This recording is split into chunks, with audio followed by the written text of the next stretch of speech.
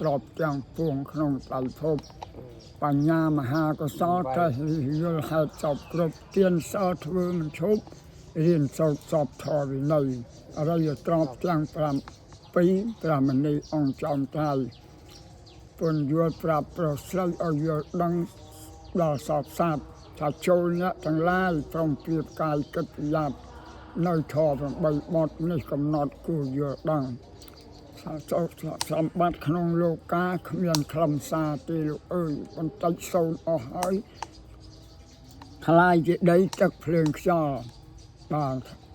កាលខ្លួនមិនទាន់ស្លាប់មិនប្រញាប់ធ្វើកសលលុះមកជោគរៀនមកដល់ទើបខ្វាយខ្វល់ធ្វើនឹងគេបើធ្វើទៀនសំណល់បើធ្វើសល់ដំណេរដល់ស្លាប់ចិត្តវិរិយគ្មានបុណ្យទីទៅអបាយ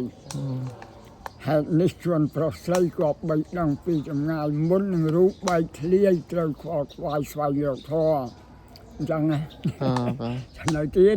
តាមានតែកម្មថា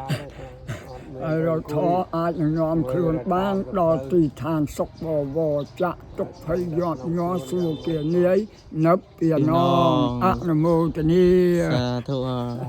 សាធុ